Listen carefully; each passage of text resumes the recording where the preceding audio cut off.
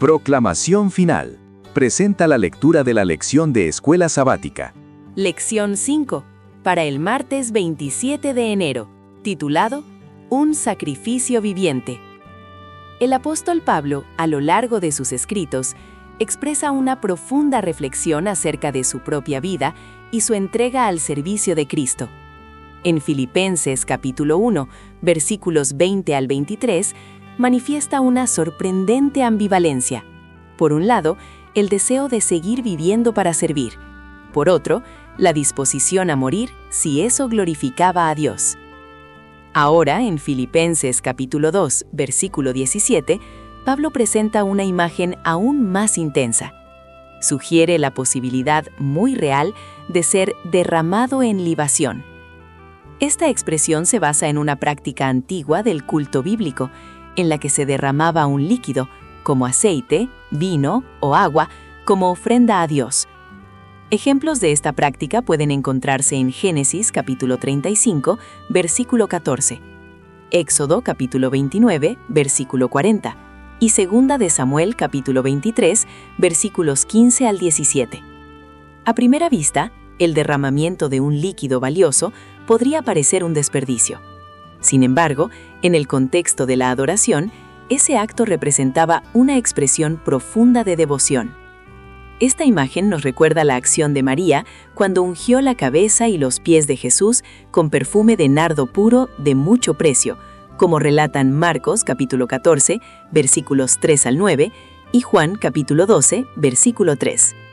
Aunque no fue una libación en sentido técnico, sí fue un acto de desprendimiento total, que ilustró de manera poderosa el sacrificio infinito que Cristo haría por nuestra salvación.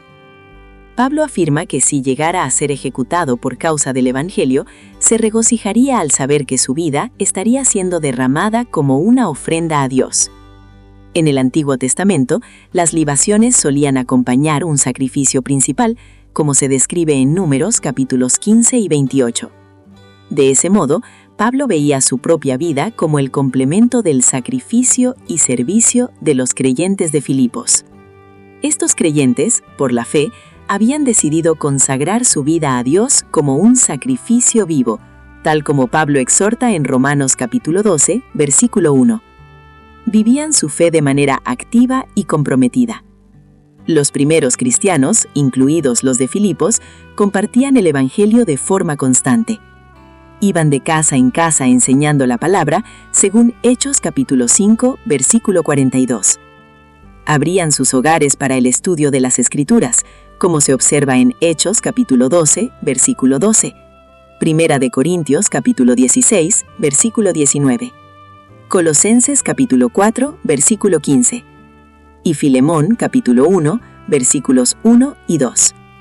Además, eran capaces de fundamentar sus creencias directamente en las Escrituras, tal como relatan Hechos capítulos 17 y 18 y Primera de Pedro capítulo 3, versículo 15.